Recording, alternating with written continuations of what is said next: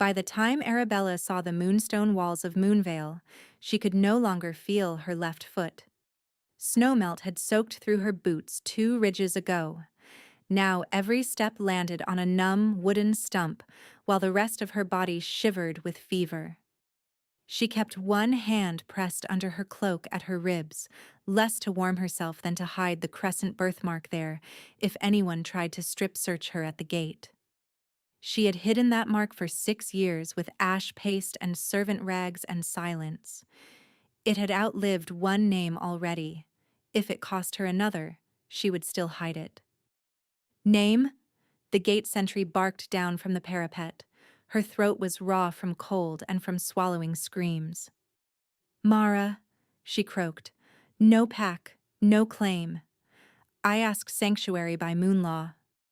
A second guard came close enough for his wolf to scent the blood caked in her torn sleeve, the half-healed bite marks along her collarbone. His eyes narrowed. Who did this? She almost said no one. Habit was a collar that stayed long after iron left the neck. Blood Moon territory, she said at last. I escaped. A hard silence followed, full of calculations, war, debt, risk. Then a bolt scraped. The gate opened a handspan, then wider. Inside, hands where I can see them. Moonvale smelled like wood smoke and wet wool, and safety she did not trust. They took her to the elders' hall, where long braziers burned and old wolves sat in carved chairs under hanging sigils. Arabella stood before them, dripping melted sleet onto polished stone, trying not to sway. An elder with a braid of white beads leaned forward. You seek asylum while carrying blood moon marks. I seek refuge, Arabella said, each word measured. I'll scrub floors. I'll sleep in the kennels. I'll take no mate bond, no title, no— Strip the cloak, another elder ordered. Her pulse slammed. Please, strip the whole cloak. A female attendant stepped in, gentler than the command, and unfastened the clasp while Arabella stood rigid with humiliation. The cloak slid away. Her dress clung damp to her body. The neckline had torn in the flight. When the attendant reached to inspect the wound at Arabella's side, fingers brushed the patch of skin she kept stained with ash. The ash had washed off in the storm. The crescent gleamed pale against her skin, shaped like a waxing moon with a tiny notch at the tip. Old Ravencrest blood, unmistakable to anyone raised on pack histories. The attendant hissed through her teeth. Elders, that mark. Chairs scraped. The bead-braided elder stood so fast his cane knocked over. By the first night, Ravencrest. Arabella's heart plunged. It is nothing. A birth scar. I am Mara. Liar, snapped a woman in fox fur. Ravencrest's line was butchered. If one survived. If Blood Moon learns she's here. Another cut in. We invite siege. Arabella dropped to her knees before she even chose to. Old reflex. Survive first, pride later. Please, I don't want claim. I don't want crown. Give me a broom closet and forget my face. She might have said more, but nausea rose like a wave and hit her so hard she gagged. The hall spun. She caught herself on both palms, breathing in quick, shallow gasps that didn't reach her lungs. Get Hester, someone said sharply. Now. The midwife was a broad, gray-haired wolf with healer's hands and tired eyes. She knelt, touched Arabella's wrist, then the base of her throat, then pressed gently low on her belly while Arabella flinched. Easy, Hester murmured. Breathe, child. Arabella obeyed because command was easier than fear. Hester looked up at the elders. She is with Pup. The words rang like a struck bell. No, Arabella whispered. She pressed her palms to her abdomen as if she could erase the truth by pressure alone. Memories flashed hot and sickening. Wulfric's weight, his teeth at her neck while she stared at the rafters and counted cracks to leave her body behind. No, no, no. Hester's expression softened but didn't bend. Likely 7 to 9 weeks. Stress and starvation are worsening the sickness. One elder spat onto the rushes. Blood moon seed in Ravencrest blood. Goddess spare us. Arabella folded over herself, shame burning so hot it felt like frostbite. She heard Wulfric's voice as clearly as if he stood behind her. You're not a woman, little stray. You're a vessel. Hold still, property. A branded thing doesn't get to refuse. Her fingers moved to the scar on her shoulder where his iron had kissed flesh, a crescent ringed by fangs, blood moon ownership mark. She had carved at it with a knife after escaping, but the edges remained. The elders began speaking over her as if she were furniture. If she bears in our walls, Blood Moon can claim diplomatic right. Unless she rejects all future mating bonds under witness. She is already claimed by prior mating. Claimed by coercion, Hester snapped. Law does not weigh bruises. Arabella lifted her head slowly. What are you saying? The bead-braided elder fixed her with a gaze like stone. You will stand before this council at sunset and publicly reject any future fated bond or mating tie while under Moonveil protection. You will remain unattached, unbonded, politically inert. Refuse, and we cast you beyond our borders by dawn. Pregnant or not. A tiny laugh broke from her, cracked and unbelieving. Reject a bond that hasn't even happened?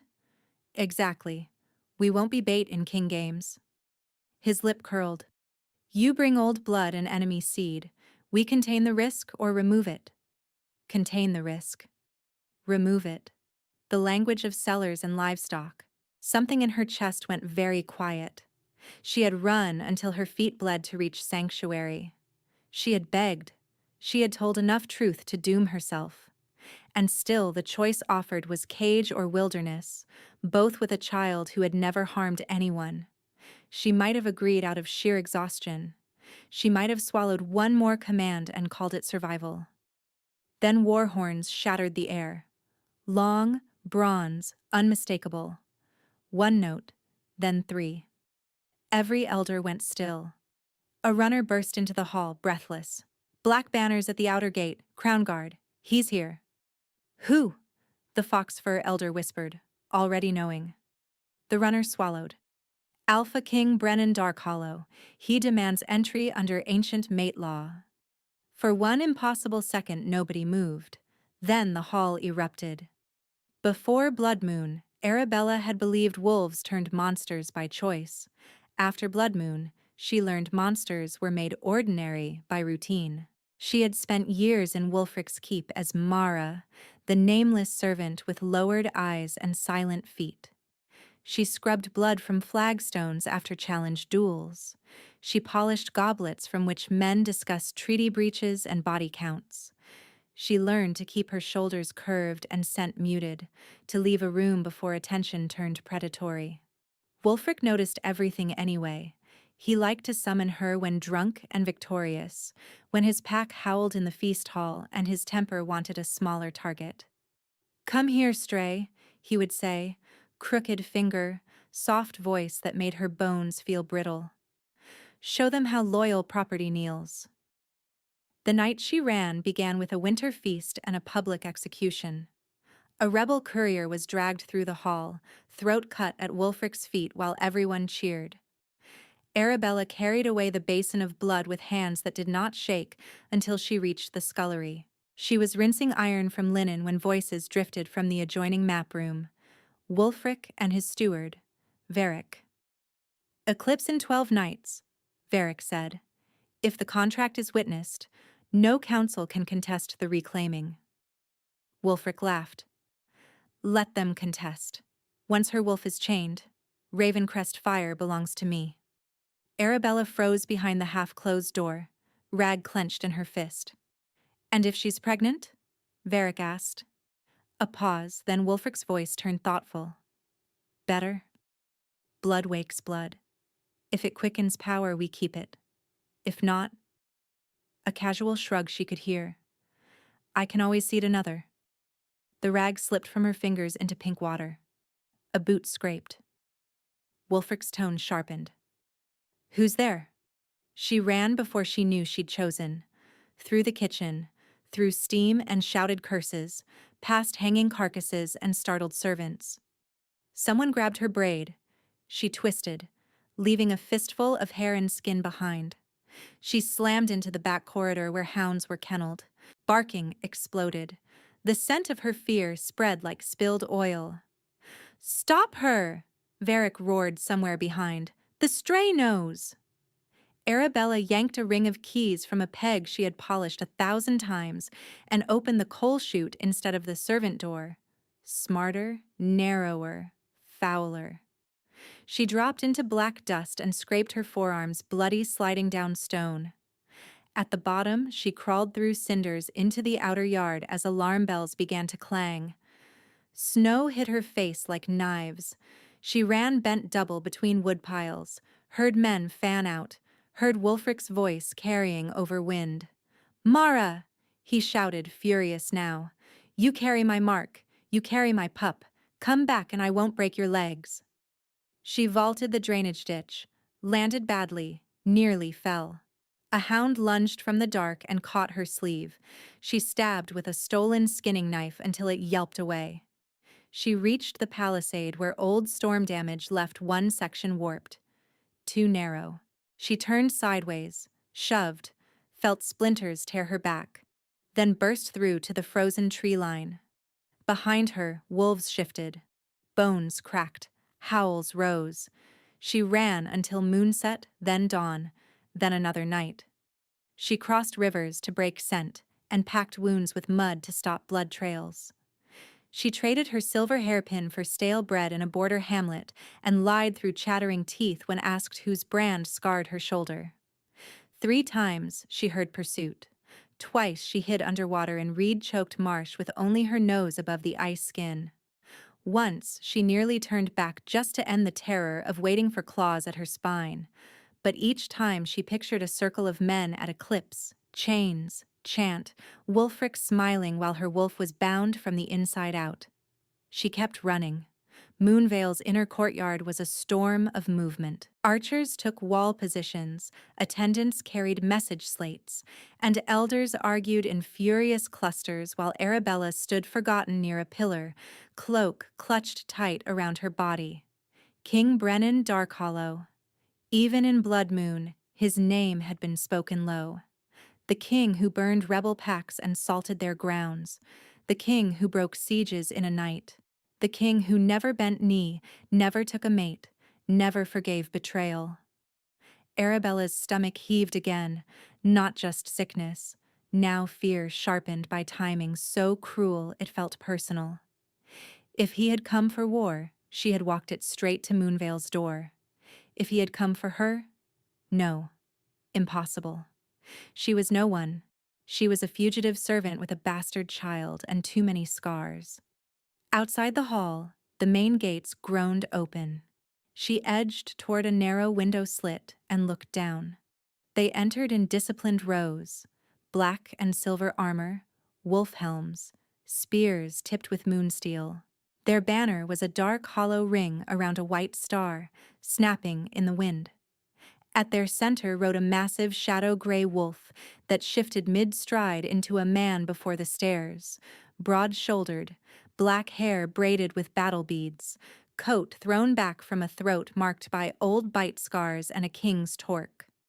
Brennan Darkhollow looked up at the hall as if he could see through stone. Arabella jerked back, breath trapped high in her chest.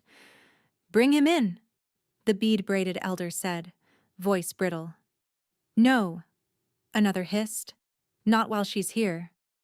He invoked mate law. Refusal is declaration of hostility. Then maybe hostility is cleaner than surrender. The doors boomed open before they settled it. Cold air swept in with Brennan and 4 guards. He moved like contained violence, every step measured, gaze scanning the room in tactical arcs. Elders, exits, guards, windows. Then his eyes found Arabella. The world snapped. Not metaphor, not fancy. A literal crackle raced through the hall, raising the hair on every arm. Arabella felt her wolf surge up so violently she gripped the pillar to stay in skin. Heat flared behind her ribs, a bright silver hook sinking deep and pulling, straight toward the king. Brennan stopped dead. His guards looked at him, confused, hands drifting toward weapons. One whispered, "Your Majesty?" He did not answer. His face had gone carved stone still, but his eyes burned molten gold.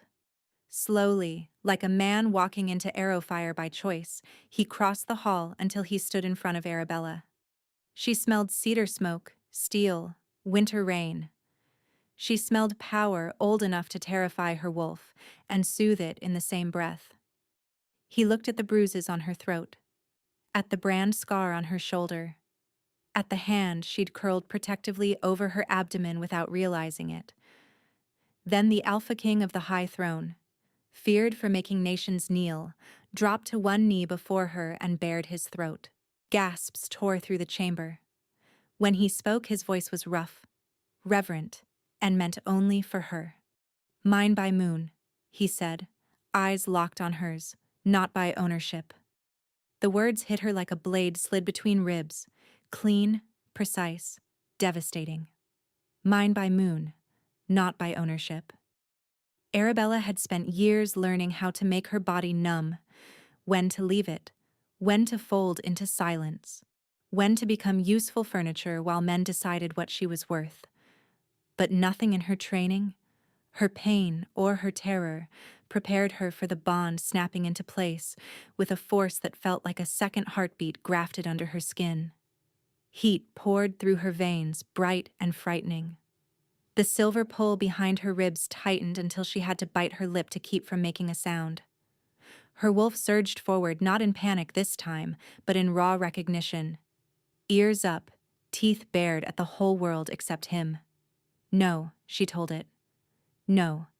We do not trust males with crowns. We do not trust hands, teeth, promises." Her wolf answered with a low, stubborn certainty she had never felt before. Him. Brennan stayed on one knee, throat still exposed, palms open over his thighs in a posture of absolute non-threat. It should have looked theatrical from a king.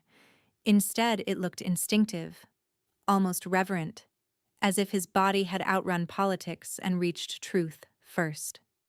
His sharp intake of breath came a second later, audible in the stunned hall. Gold flared in his eyes, then deepened, wolf-light wrestling with iron control. Behind him, one of his guards stepped forward. "Majesty, this is unsafe." Brennan lifted 2 fingers without looking away from Arabella. The guard froze instantly. The bead-braided elder found his voice first. "Alpha King, whatever strange display this is, Moonvale has not granted—" "It is not a display," Brennan said quietly. The elder's cane struck stone. "She is under council review." "She is a sentient wolf under your roof," Brennan replied, voice still level. "Not livestock under inventory." Arabella flinched before she could hide it. Brennan's nostrils widened, catching the scent of her fear. His jaw clenched. He looked back up at her, and she saw the moment he registered everything at once. Old bruises, hunger, the blood moon brand scar, the tremor in her left hand, the way her arm curved over her abdomen. His gaze dropped for half a heartbeat to that protective hand. Another flash of gold lit his eyes. When he spoke again, it was softer. "May I know your name?" The hall held still, waiting. "Mara," she whispered from habit. Something in the bond tugged painfully, not at the lie itself, but at the self-erasure beneath it. Brennan seemed to feel it too. His expression tightened, not in anger, in grief. "And the name before they took it?" he asked. Her throat burned. "Arabella." A murmur swept the elders. "Arabella what?" Foxfur demanded. Arabella stared at Brennan because looking anywhere else felt like drowning. "Ravencrest," she said at last, and the name tasted like blood and home and a grave all at once. Brennan closed his eyes briefly, as if sealing an oath inside himself, then opened them and rose in one fluid motion. He did not step closer. He did not reach for her. He simply stood between her and everyone else in the hall without quite blocking her sightline, a shield offered, not imposed. The bead-braided elder drew himself up. Then our position hardens, not softens. She carries Blood Moon offspring. She has yet to submit to our decree rejecting all future bonds. We will not be dragged into a crown mating dispute. At the words reject all future bonds, the silver thread in Arabella's chest pulled taut enough to hurt. Her wolf snarled inside her skull. She folded her arms tighter around herself and forced air into her lungs. Brennan's head turned, slow and predatory. You intend to compel a public renunciation while she is newly arrived, wounded and ill. It is lawful precaution. It is coercion dressed in ceremony. Careful, King, Foxfur snapped. Moonvale bows to no outside alpha, not even one who invokes old mate law. Brennan's lip curled, almost a smile and nothing warm. Ancient mate law exists precisely because councils have a history of calling coercion precaution. The elder jabbed his cane toward Arabella. She can deny this alleged bond herself. Every eye swung to her. Arabella's pulse thundered. If she denied him now, perhaps the elders would keep her and call it obedience. If she accepted him, she chained herself to the most feared male in the territories, while carrying another male's child. Every path looked like a trap with different walls. Brennan spoke without turning around. No one will force her answer today. The command in his voice made braziers shiver. The bead-braided elder bared his teeth. You command nothing in this hall. Then hear this as statement, not command. Brennan finally looked back at Arabella, his expression gentled by a fraction. I will not touch you without permission. I will not claim what you do not choose. But no one here, council or king, will drag words out of your throat while you can barely stand. The room went silent again, thinner this time, stretched tight over threat. Hester the midwife cleared her throat. She needs rest, fluids, and calm. Not legal theater. For a moment Arabella thought the elders would refuse out of spite. Then another horn sounded from the walls, Moonvale's own this time, alert level rising, and pragmatism overrode pride. Fine, Bead-braided said at last. Temporary guest quarters, guarded. Council reconvenes at dawn. He pointed a trembling finger at Brennan. You will not enter her chamber. Before Brennan could answer, Arabella heard herself speak, voice hoarse but steady. He enters nowhere I do not permit. The entire chamber stared. Heat flushed her face, half terror, half astonishment at her own audacity. But Brennan didn't look surprised. He looked like a man receiving a blade hilt first and accepting the terms that came with it. He bowed his head once. As she says. Moonvale gave her a room in the eastern guest wing. Thick stone walls, a narrow bed, a wash basin steaming with mint leaves. One window barred more for storms than prisoners. The guard outside was female, middle-aged, and careful not to meet Arabella's eyes unless spoken to. By the time the door shut, her body had stopped obeying her in sensible sequence. Hands cold, face hot, knees shaking, nausea rising in jagged waves. The bond thread still pulsing toward the other side of the keep where she could feel, impossibly, where Brennan moved like a distant storm front at the edge of her senses. She hated it. She leaned into it. She hated that too. An attendant brought broth. The smell hit her, and she gagged so hard she spilled half the bowl on the floor. Another came with lavender oil that smelled too close to the resin Wulfric's steward used in the reclaiming chambers. Arabella lurched backward into the wall, breath slicing shallow and fast. It's all right, the attendant said, reaching for her. No. Hands. No. The room vanished. Not truly, but enough. Stone walls became timber beams slick with smoke. The mint in the basin became blood and iron. She was back in Blood Moon, wrists pinned, Wulfric's voice in her ear. Hold still, property. Her vision tunneled. She couldn't get air past the tight band cinching her chest. She clawed at her own throat, trying to rip off an invisible grip. The door banged open. Voices. Too loud. Too many. Then one voice. Low and cutting through panic like a knife through rope. Out, all of you. Majesty, she's distressed. Out. Boots scraped. The room emptied. The latch clicked.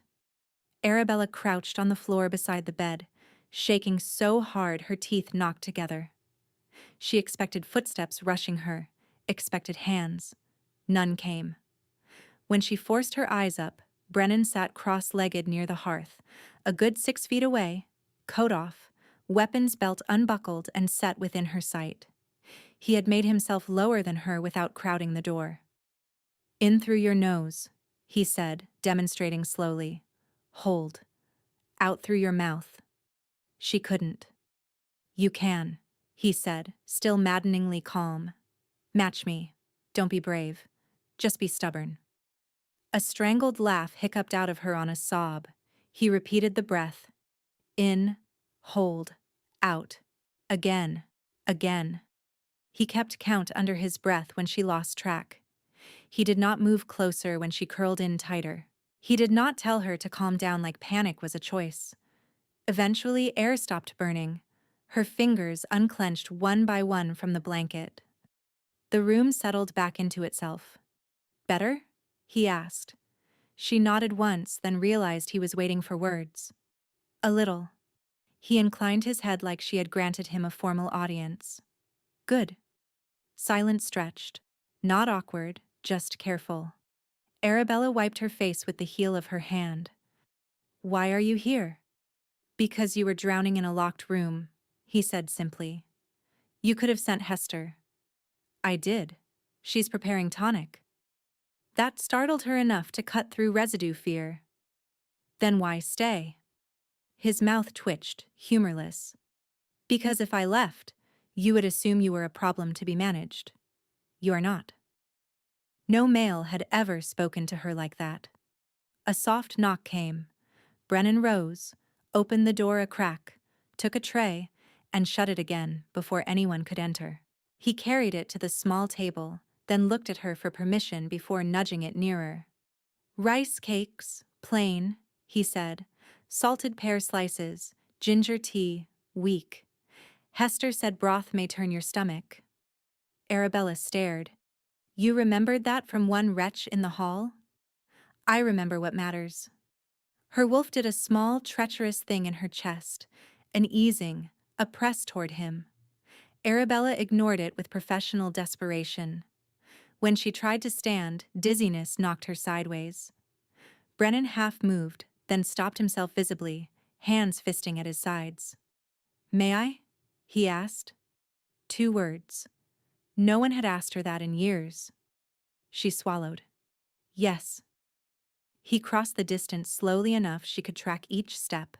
When his hand closed around her forearm, warmth shot up to her shoulder, bond lightning softer now, but no less real. He steadied her to the bed and immediately stepped back again. Later, when Hester finally came and went and the keep quieted to midnight creaks, Arabella found a folded garment at the bed's foot. Brennan's heavy, fur-lined traveling cloak. Black wool on the outside, worn rabbit fur within, smelling faintly of cedar and cold air. A note lay on top in blunt, slanted script. Political convenience. If anyone asks, the king cannot have his guest freezing and becoming a diplomatic incident. No signature. Arabella touched the edge of the cloak for a long moment, then drew it around her shoulders. It was too large. Absurdly so. It felt like being wrapped in a promise she had not agreed to. And yet, for the first night since she escaped Blood Moon, she did not drag furniture against the door.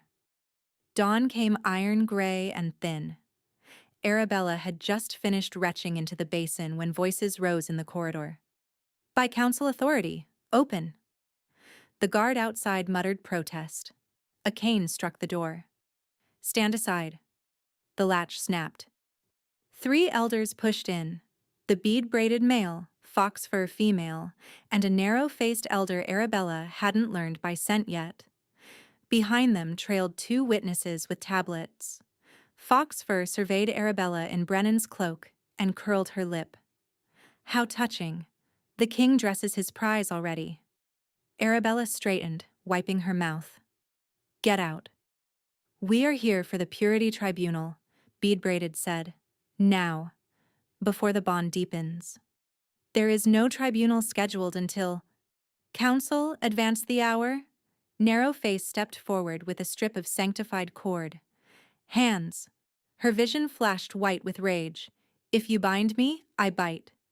Fox Fur snorted. Listen to the servant snarl. Blood Moon used you rough, but perhaps training remains. The old shame surged up, hot and corrosive. And then the doorframe darkened. Try that sentence again, Brennan said. He filled the threshold in black and steel, hair still damp from a rushed wash, eyes already gold. 2 crown guards behind him held position but did not enter. Bead-braided drew himself up. This is internal council matter. Not when internal matter means laying hands on a woman who said no. Fox Fur flicked her gaze between them, calculating. Majesty overreaches. Her prior claim and her condition make her unfit for your side, regardless. Brennan's shoulders rolled. Bone shifted under skin. Claws flashed at the tips of his fingers as he let a half-shift take him. Jaw sharpening, canines lengthening, alpha aura detonating through the room like thunder pressure. The witnesses dropped their tablets. Narrow Face stumbled back into the washstand. When Brennan spoke, his voice carried the growl of wolf beneath words. Hear Crown Law. Anyone touching Arabella Ravencrest without consent answers to the high throne and to my teeth. Fox Fur bared her own, trembling despite herself. Ravencrest? Convenient fiction. Brennan turned his head, very slowly, toward Arabella, not taking it from her. Offering to place. Not taking it from her. Offering to place it where all could hear. Her fingers dug into the cloak at her collar. Yes. He faced the elders. Lady Arabella Ravencrest, rightful blood of the old line, stands under my protection and under her own authority. She will answer no tribunal convened by ambush. Bead-braided sneered. Protection? Or possession? Brennan's laugh was a sharp, dangerous thing. If you cannot smell the difference, your age has rotted more than your manners. He pulled his signet ring from his right hand, dark silver stamped with the hollow star of Dark Hollow, and crossed to Arabella with deliberate, visible restraint. He stopped 1 arm's length away, waited. Arabella held out her hand. He placed the signet in her palm and closed her fingers over it without gripping. Metal warmed instantly against her skin. Right to choose, not to your fear. For a right to choose, not to your fear. For a long beat, nobody spoke. Then Hester shoved past Fox Fur with the confidence of a midwife who had delivered half the keep and feared no counsel. Out! She snapped at the elders. All of you, unless one of you plans to clean vomit and explain stress hormones to me. A scandalized pause. Then, one by one, the elders withdrew. Dignity in tatters. Bead-braided paused at the door. This is not finished. Arabella found her voice steadier than she felt. No, it isn't. The door shut behind them. Silence rushed in. Brennan remained where he was, hands visible, breathing controlled with effort. The gold in his eyes dimmed to ember. Arabella looked down at the signet in her hand. A king's ring. A public declaration. A weapon? Maybe, if she chose to use it. Or a shackle, if she forgot to choose. She lifted her gaze to him. You didn't answer for me. Never, he said. The word landed clean. Something inside her, braced for the next blow since the night she ran, loosened by one cautious notch. She slid the ring onto a cord at her neck instead of her finger, where it lay against her skin like a promise not yet accepted, but no longer impossible. Then she met his eyes, held them, and did not look away first. A fist pounded the corridor wall hard enough to rattle the latch. "Council summons," the guard outside called, breathless. "Truce delegation at the South Court." Brennan's expression went flat in a way that looked more dangerous than his half-shift had. "From whom?" The guard hesitated. "Blood Moon." The room seemed to contract around Arabella's heartbeat. The basin, the bed, the fur cloak on her shoulders. All of it blurred at the edges while one memory went razor clear. Wulfric's hand around her jaw, thumb pressing until bruises bloomed, voice purring. "You carry my mark." Brennan took one step toward her, then stopped when she flinched at movement. "I can refuse entry." "No." Her voice shook once, then steadied through sheer fury. "If he came under truce flag and you refuse, he'll howl violation to every border pack. He wants spectacle." She swallowed. "Let him have witnesses instead." Brennan's nostrils flared as he read her scent. Fear, yes, but anger hotter than it. He gave one short nod.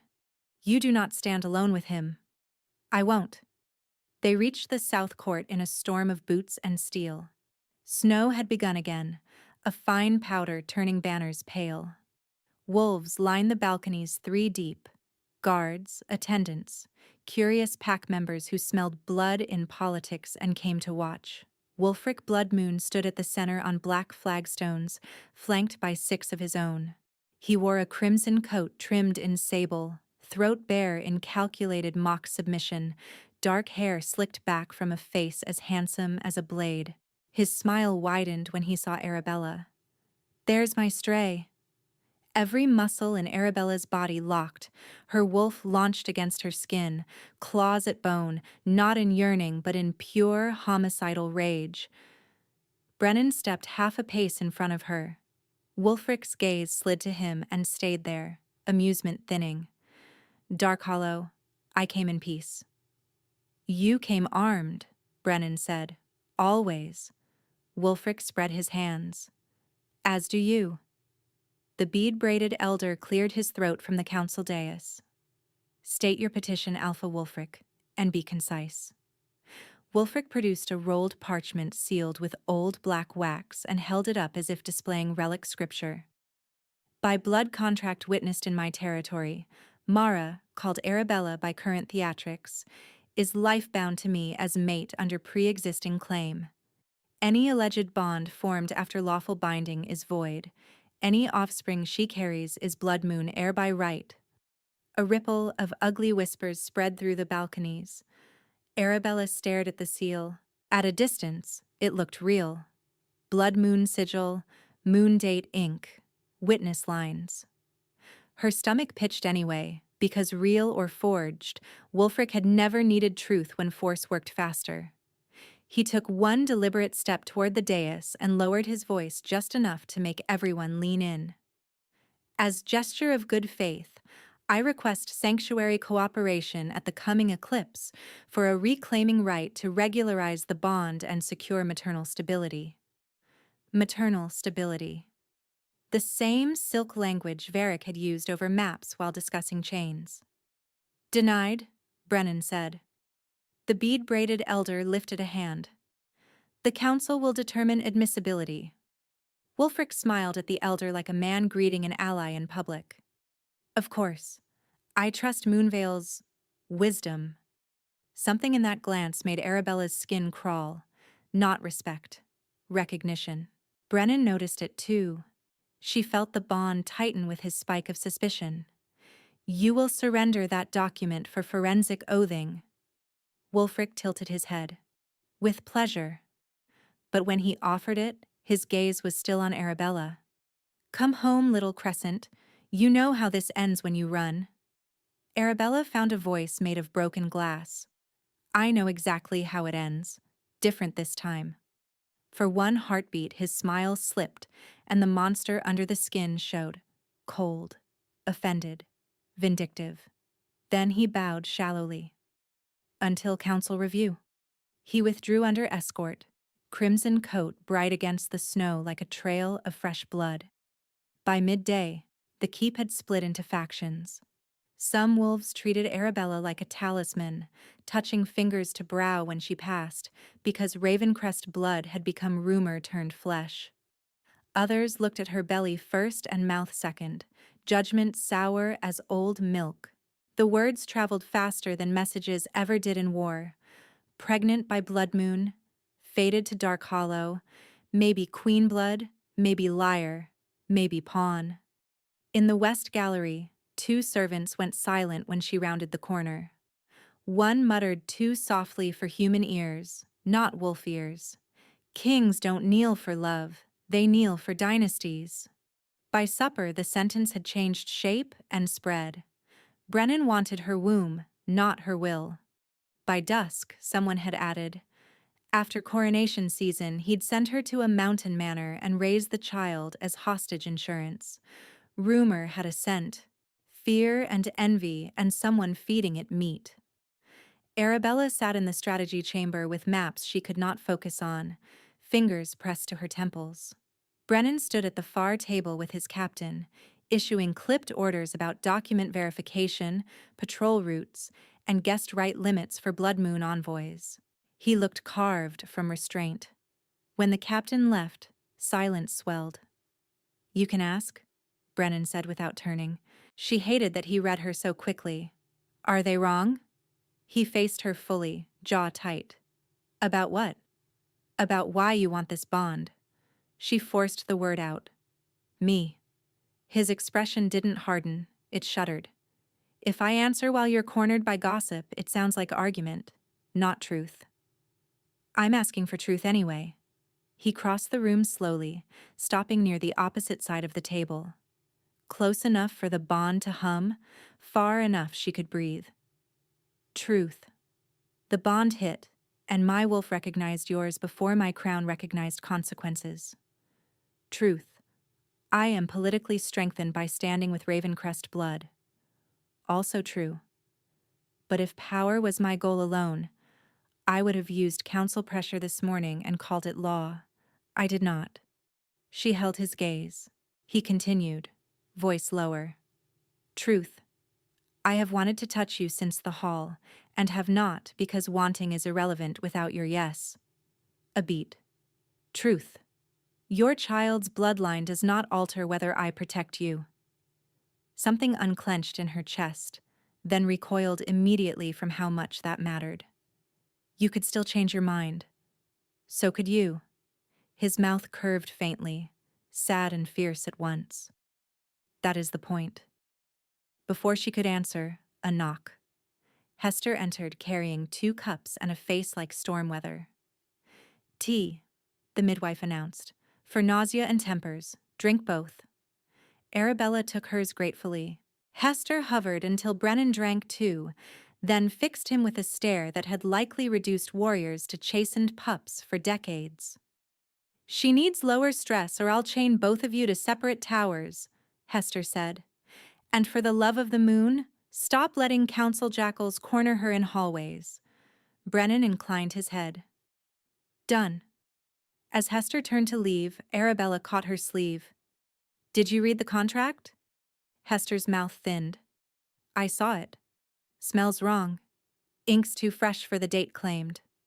Her gaze flicked toward the corridor, checking who might hear. "And 2 elders who never agree suddenly argue in perfect harmony for immediate validation at eclipse. I was born at night, child, not last night." "Which 2?" Brennan asked. Hester hesitated, then said quietly, "Bead-braided. Narrow face." The room cooled several degrees. "Thank you," Brennan said. After she left, Arabella stared into her untouched tea. "He bribed them." "Yes. He'll push for this reclaiming right in public law language, then do it in a circle where no one interferes because tradition." "Yes." She looked up, fear turning to steel. "Then we break tradition." Night settled hard over Moonvale. Snow thickened, swallowing sound. Arabella could not sleep. Every time she closed her eyes, she saw black wax, crimson cloth, Wulfric's smile. She found herself in the old archive tower without deciding to go there, wrapped in Brennan's cloak, and carrying a lamp that shook in her hand. Dusty shelves climbed to the rafters. Ravencrest genealogies slept beside crop ledgers and war annals no one had touched in years.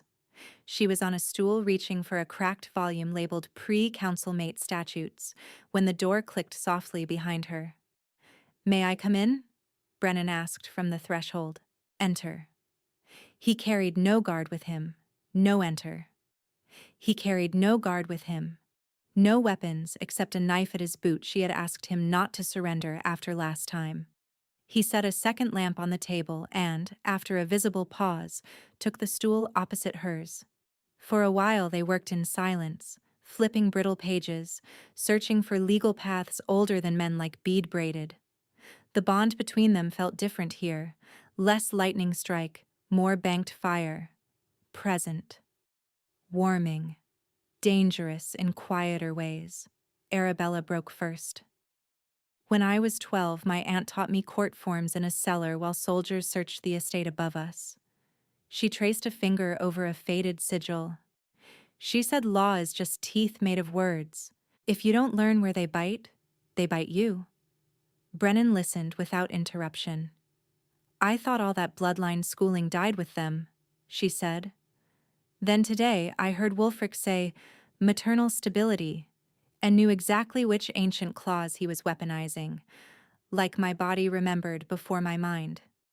"You remember because you were meant to survive?" he said. She looked up sharply. Compliments usually felt like traps. This one landed differently. After a moment she asked, "Why never mate before now?" His eyes went distant, not evasive. "My father mated for alliance. My mother died birthing a treaty heir she never wanted. I watched the court call it noble." He rested his forearms on his knees. "I decided I would not chain anyone to my throne through custom." Arabella swallowed. "And now the moon chained you anyway." He gave a short huff of laughter. "The moon offered. I still choose how I stand inside it." Silence again, softer this time. A tremor moved through her hands without warning. Not panic, just exhaustion catching up. Brennan noticed and slid a small parcel across the table. Hard biscuit, dried apple, candied ginger. "You keep feeding me like I'm skittish livestock," she muttered, taking the ginger anyway. "Incorrect. Livestock don't threaten to bite council members." A startled bark of laughter escaped her, real enough that tears burned her eyes immediately after. She hated crying in front of anyone, hated more that she no longer hid it from him fast enough. "I don't know how to do this," she whispered. "Any of it. Being seen, being wanted without price. Feeling—" She gestured helplessly between them. "This." Brennan's voice dropped to near prayer. "You do not owe competence in healing. You only owe honesty." Her wolf pressed toward him, not for dominance or surrender, just contact. Arabella set her palms flat on the table to keep from reaching without thinking. Brennan noticed that too. "Do you want touch?" The question undid her more than any speech. She nodded once. He stood, came around the table slowly and stopped close enough for heat, but not pressure. "Where?" "Hands," she managed. He offered his palms up. She laid her hands into them. Warmth surged through the bond, steady and bright, neither consuming nor caging. Her breath hitched on a tiny, disbelieving sound. No grabbing, no taking, just held. They stayed like that while snow tapped the narrow windows and old laws waited on dusty shelves. At length she whispered, "If this goes bad, I don't survive another cage." "It won't be a cage," he said. "If I ever become one, you walk." "Even if we're bonded? Especially then?" She believed him enough to be terrified by how much she wanted to.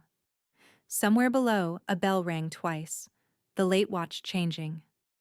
Reluctantly, she drew her hands back. Brennan stepped away immediately, no complaint, no bargaining.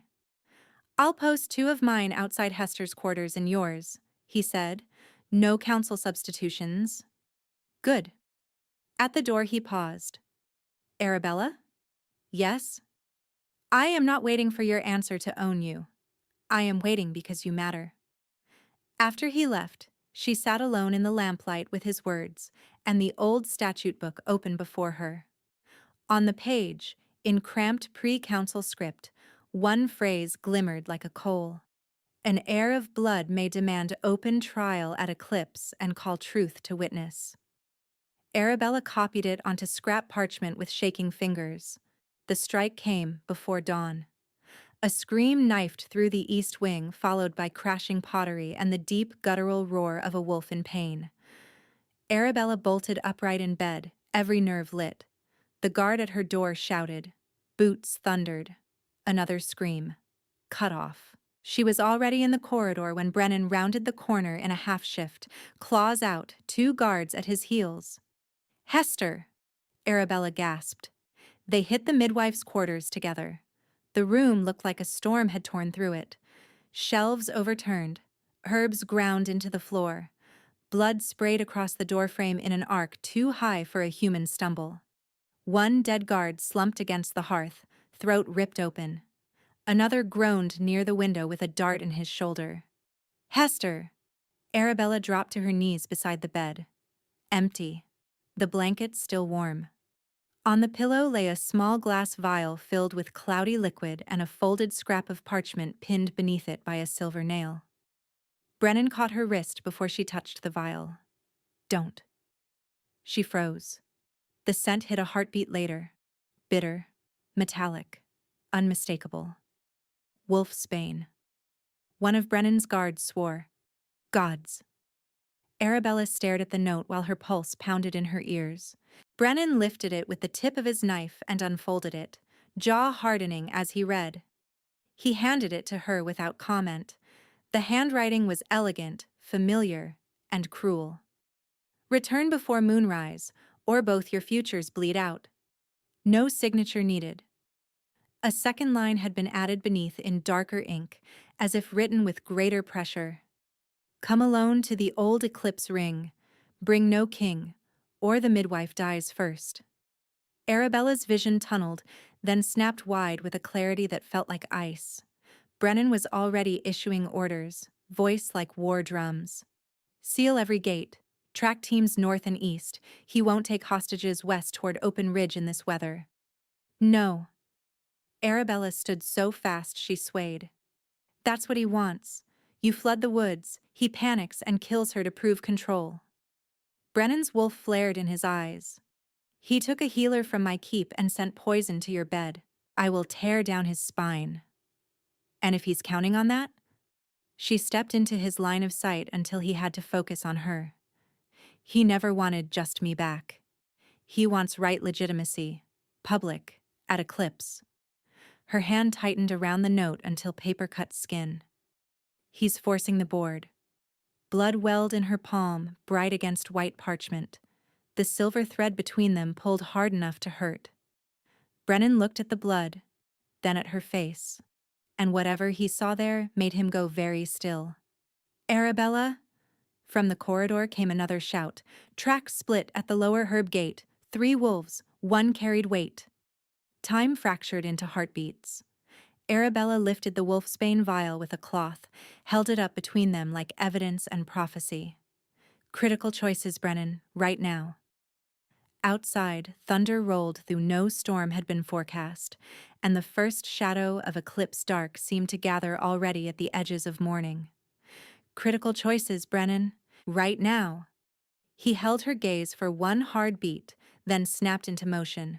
War room, 5 minutes. Bring every elder, every captain, Hester's surviving guard, and the archive keeper.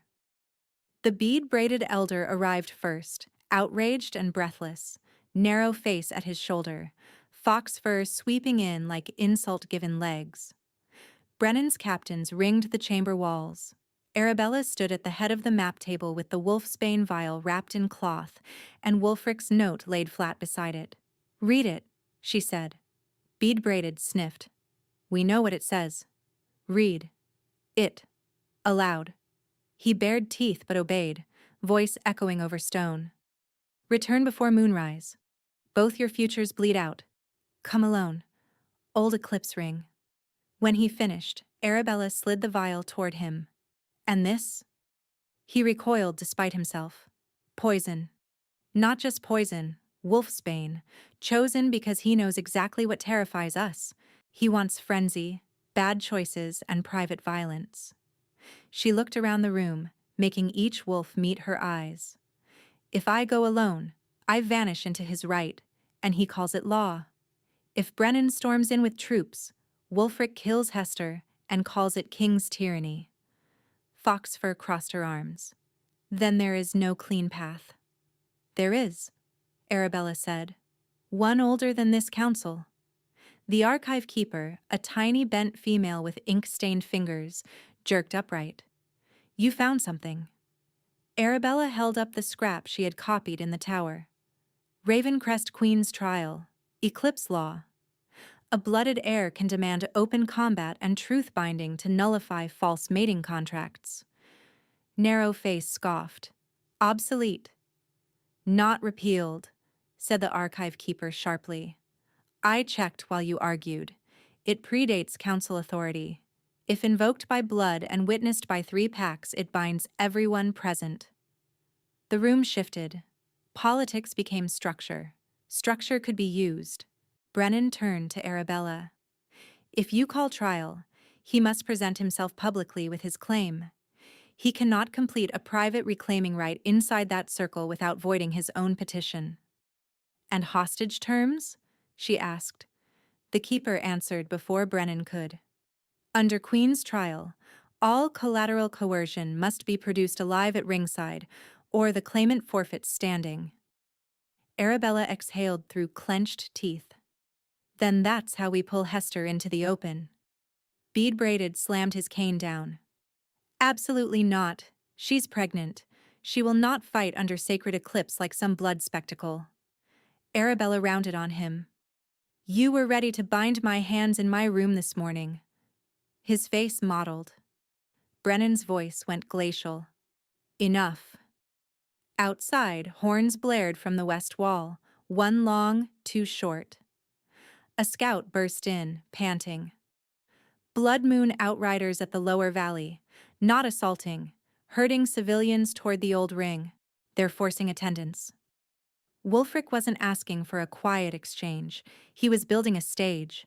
Chaos broke loose.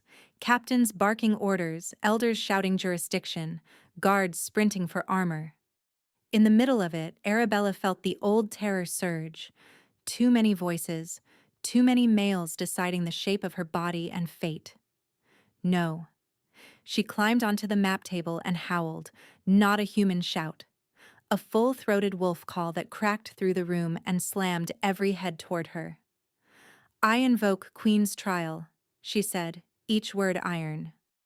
By blood of Ravencrest, by moon above witness, by life carried in me and life stolen from my house, Wulfric Bloodmoon must answer in open ring at eclipse. The air went strangely still. Even Brennan looked at her like she had set the mountain on fire. She sliced her palm with Brennan's boot knife before anyone could stop her and pressed blood to the map over the eclipse ring. Record it, she commanded. Ink-stained keeper dropped to one knee and wrote, voice shaking. Invocation witnessed. Bead Braided lunged for her wrist. Brennan moved, but Arabella was faster.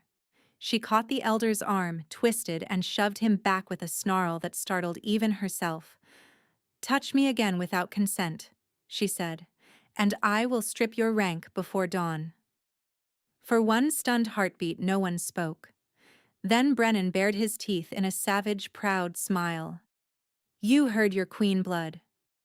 The old eclipse ring crouched in a bowl of black stone 2 valleys from Moonvale, older than carved history, and etched with silver sigils that glimmered even under cloud.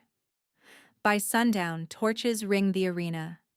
Wolves from 3 territories packed the terraces, Moonvale, Dark Hollow, Blood Moon, drawn by fear, curiosity, and law.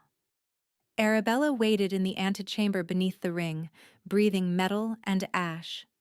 She wore ceremonial white borrowed from Moonvale stores, plain except for a crescent stitched over her heart. Around her waist coiled an iron chain, links dark and heavy, one end flattened and honed into a wicked whip blade.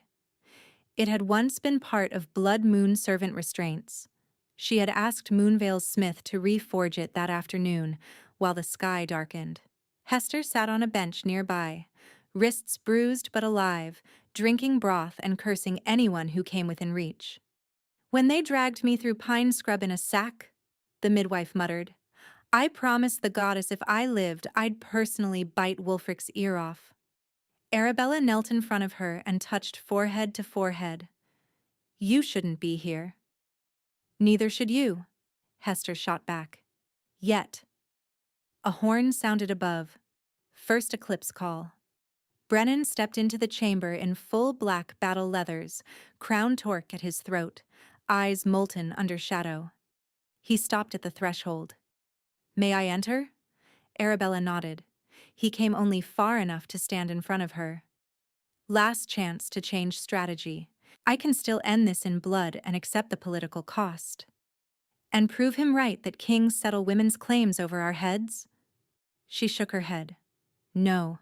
He dies by law he abused." Brennan's jaw flexed. "Then hear mine. I stay outside the circle unless you call me, even if he hurts you." "I know." His hands opened, empty. "Do you want anything before we go up?" She thought of 1,000 things she'd wanted and never been allowed. Safety, time, childhood. A body that didn't remember hands. What she said was, "Witness me." His expression turned fierce and tender all at once. "Always." Second horn. They ascended opposite stairways and emerged into roaring noise. The eclipse had begun to bite the moon, black-red shadow creeping over silver light. Wulfric stood across the ring shirtless, runes painted in blood down his chest, smile bright as wrought.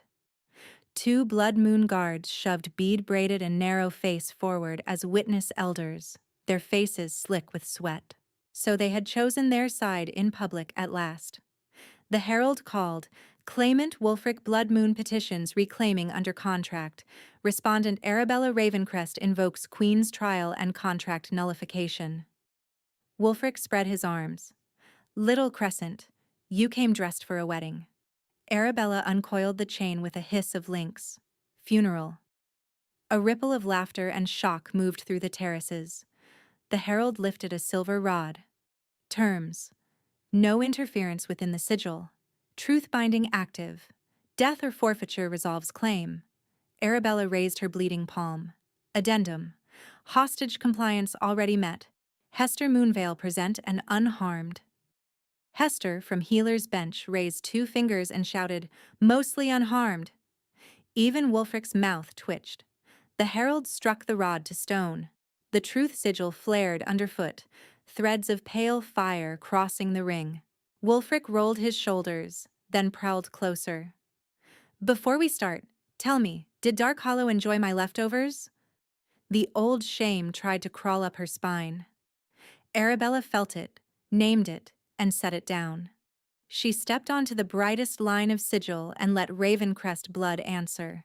Her voice changed, deepening with a resonance that made torches shudder.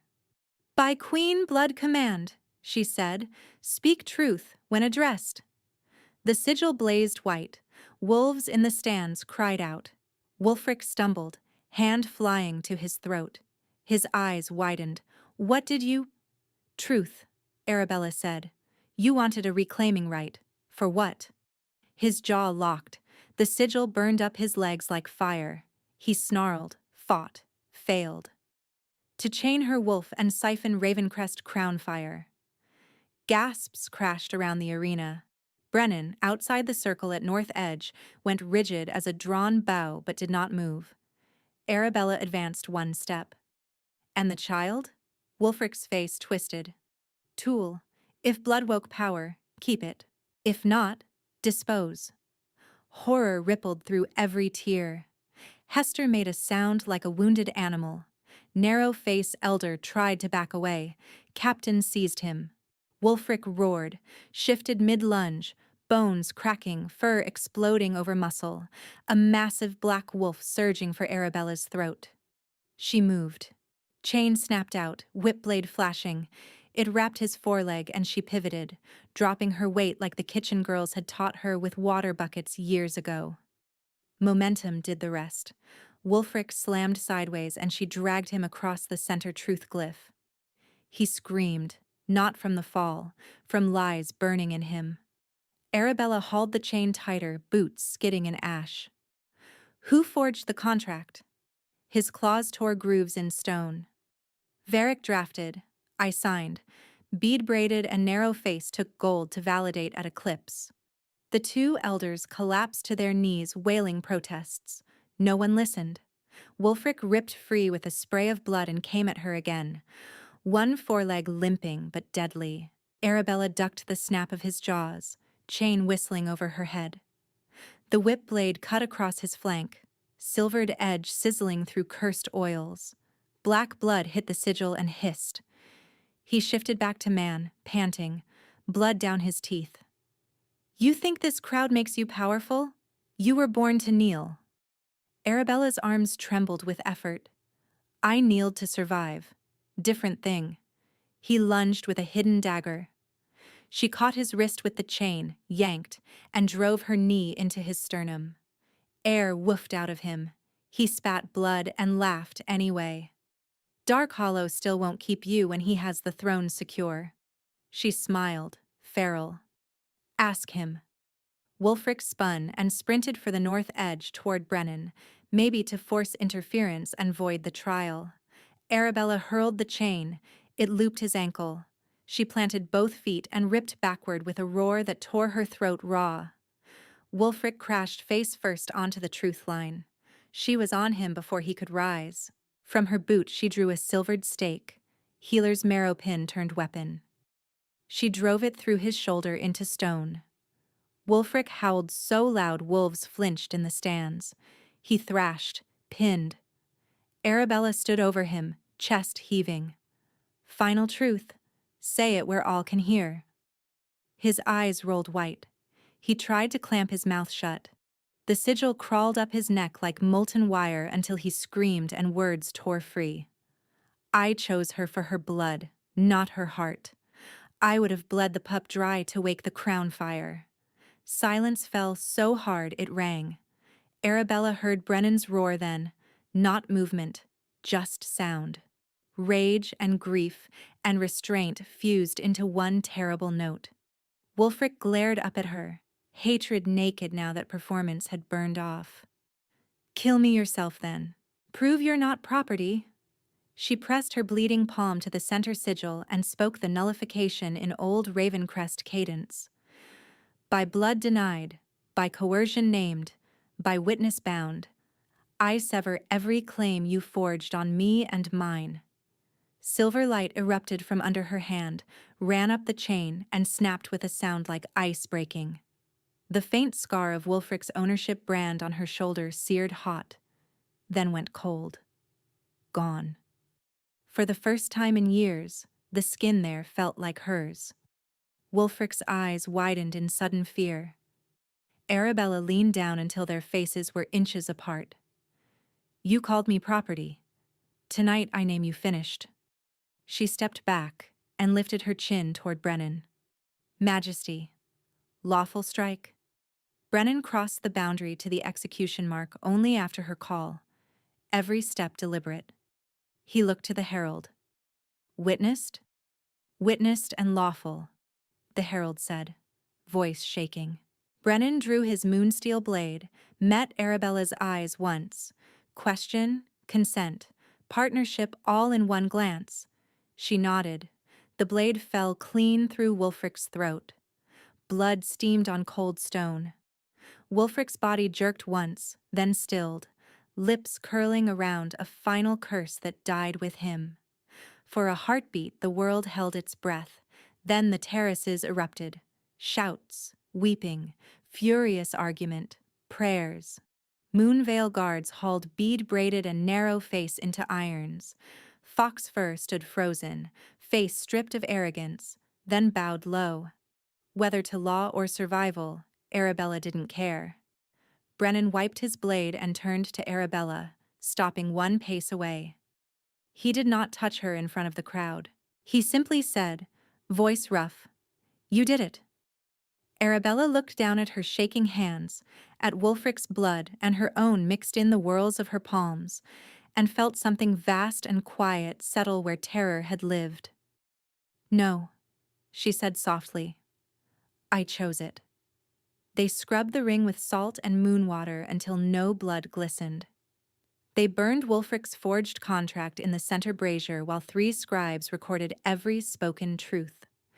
By the time the eclipse passed and full moonlight returned, the arena had emptied to guards, healers, and the 2 of them. Arabella stood at the northern edge where frost silvered the grass, Brennan's cloak over her torn white garments, hair loose and windblown. Her whole body ached. Her child turned once, low and fluttering, as if answering the new calm in her blood. Brennan approached and stopped at respectful distance. "Arabella?" She turned. His throat worked before he spoke. "You owe me nothing after tonight. Not because I don't want—" He exhaled hard. "I want everything. But want is not claim." She crossed the last step between them on her own. His eyes widened a fraction. She lifted both hands and cupped his face, thumbs rough with calluses and dried blood at his jaw. The contact sent a warm surge through the bond, deeper now. No longer a hook, but a river. Brennan leaned into her palms like a starving man offered water. "Choose me only if it is freedom," he whispered. Arabella pressed her forehead to his. Tears slipped hot down her cheeks, but her voice did not shake. "Yes." One word. Vow. Door opening. Brennan inhaled, waiting one more beat as if giving her a final chance to step back. She didn't. She tilted her head, exposing the curve where neck met shoulder, pulse jumping under skin. "May I mark you, mate?" he asked, the title reverent. "Yes. Mark me." His hands settled at her waist, firm and careful. Then his mouth touched her throat first. Lips, breath, a pause that made her knees weaken. His teeth found the bond point and sank in. Pain flashed bright, sharp enough to tear a cry from her, then transformed almost instantly, heat blooming outward in waves. It rushed through her chest, down her spine, into her belly where their child rested, through bones and blood and wolf. She felt Brennan's answering shudder as the mark took, felt his restraint break into awe and fierce joy. The silver thread between them flared incandescent, weaving tighter until she could sense him everywhere. Heartbeat, breath, the ache in his old scars, the wild gratitude he wasn't trying to hide.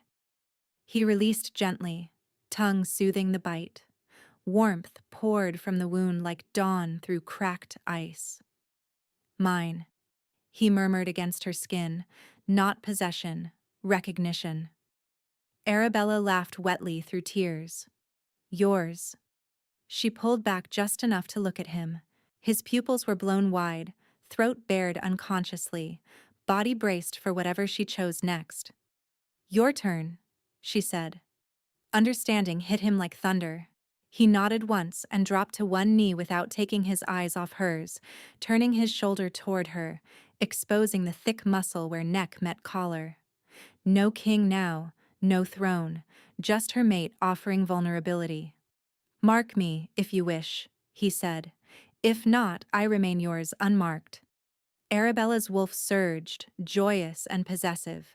She leaned down, placed a deliberate kiss on his shoulder, then bit. Hard. His growl ripped out, half pain, half pleasure. Blood welled copper-sweet on her tongue.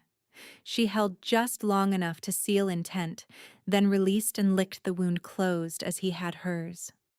Power slammed through them both, equal and opposite. Not one claiming the other, but two signatures burning into the same covenant. The marks at their skin flared silver white, then settled to a faint moonlit glow. Mine, Arabella whispered, fingers threading into his hair. Brennan stood, shaking. Yours. Mate, they said together, breath mingling. She rested her head on his chest and listened to the double rhythm. His heart, her heart, bond between them steady as tide. His arms came around her slowly, giving space to refuse. She stepped closer instead, fitting herself to him. They stood that way under clean moonlight while wind moved through pine and the last smoke from the arena fires drifted upward. After a long time, Brennan spoke into her hair. No cages. Arabella tightened her hold. No crowns above us. Only chosen. They finished together. Moonvale's great hall was full by dawn. Pack wolves shoulder to shoulder, crown guard in black, scribes at long tables, captured elders in iron at the center. Bead-braided looked 20 years older overnight. Narrow face wouldn't lift his eyes. Fox fur stood unchained but pale, awaiting judgment. Arabella entered in dark blue court dress with raven crest crescent at her throat, and Brennan at her side, not before her. Murmurs rolled through the chamber and broke into formal silence when she took the high dais. The archive keeper rose and read the eclipse record in a clear, carrying voice. Forged contract, bribery, hostage seizure, truth confession, lawful execution. Each charge rang like a hammer stroke. Arabella addressed the hall. Bead-braided and narrow-face abused sanctuary law for coin and nearly delivered a pregnant refugee to coercive right. By council statute and Queen's trial authority, I strip them of rank, holdings, and vote. They are exiled to the far salt works under guard. Bead-braided shouted, "You cannot!" Brennan's growl cut him off, but Arabella lifted a hand and answered herself. I just did. Guards hauled both men away. She turned to Fox Fur. You did not take coin. You did stand silent while others targeted the vulnerable. You keep life and land, lose council seat for 7 years, and serve those years overseeing refuge intake under Hester's authority. Fox Fur bowed, face tight with humiliation. Understood. Hester, from the front bench with a bandaged wrist and unimpressed expression, nodded once, like a magistrate accepting tribute. Then came the vote. By ancient custom, Moonvale and allied packs cast stones into 2 carved urns, obsidian for rejection, moonstone for assent. The chamber watched each wolf approach. Brennan cast moonstone and stepped back. Hester cast moonstone. The archive keeper, captains, servants, hunters, old warriors, young mothers, one by one. When counting ended, the herald's voice shook with disbelief and delight. By blood right and pack vote, Arabella Ravencrest is recognized moon-crowned queen. The hall erupted. Wolves howled, stamped, wept. Arabella closed her eyes for a single heartbeat, feeling the title settle not like a chain, but like armor chosen. Brennan bowed to her in full public view. She caught his hand and pulled him up beside her. Partner, she said into the roar. He smiled, wolf bright. Partner. She faced the hall again. First decree. No mating claim stands without repeated, witnessed consent from both parties at each legal stage. Coercion voids all bonds and carries exile at minimum. Second, any child under sanctuary is protected regardless of bloodline, parentage, or circumstance. My child included. A hush, then a thunder of approval. Shame had been a weapon. She had just taken it away. 3 nights later, snow fell soft as ash when Arabella stood at Moonvale's outer gate, the same gate where she had once arrived half-frozen and nameless. A line of wolves waited in the courtyard for the new refuge right. Runaways, cast-offs, 2 bruised adolescents from a mining camp, an old male missing an ear, a female clutching twins under her cloak. Guards watched, not with suspicion now, but discipline. Brennan stood at Arabella's left in plain leathers, mark visible at his shoulder where her bite had healed silver. Her mark glimmered at her neck. Hester stood at her right holding the registry ledger and occasionally elbowing anyone who drifted sentimental. A young woman stepped to the threshold first, mud to her knees, terror in her scent. And name? Arabella remembered the lie that had once saved her life. The woman swallowed. Eloin. No pack. No claim. I ask sanctuary by Moonlaw. Arabella unbarred the gate herself and swung it wide. Enter, she said. No one owns you here. Eloin stared, then stumbled forward, crying. Hester caught her, muttering practical comforts and calling for soup. More came. Arabella greeted each one by name and placed a hand over her heart as they crossed. Brennan backed her play exactly as promised, present, protective, never overshadowing. When one scarred boy flinched at his size, Brennan crouched and offered a strip of dried apple until the boy took it with shaking fingers. At last, the line thinned. Moonlight glazed the snow. Arabella leaned back against the gatepost, exhausted and full. Brennan brushed her knuckles with his. How is our pup? She smiled. Kicking at your voice already. Good. Stubborn runs in both houses. She turned, pressing into him as his arms came around her from behind, careful of her belly.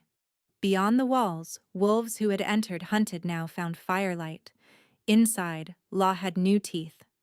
Arabella tipped her head so he could kiss just below her mark. Warmth flowed through the settled bond, steady as breathing. Mine, he murmured. She laced their fingers together over her stomach. Yours. He smiled against her skin. Mate. Mate, she answered and opened the gate for the next runaway.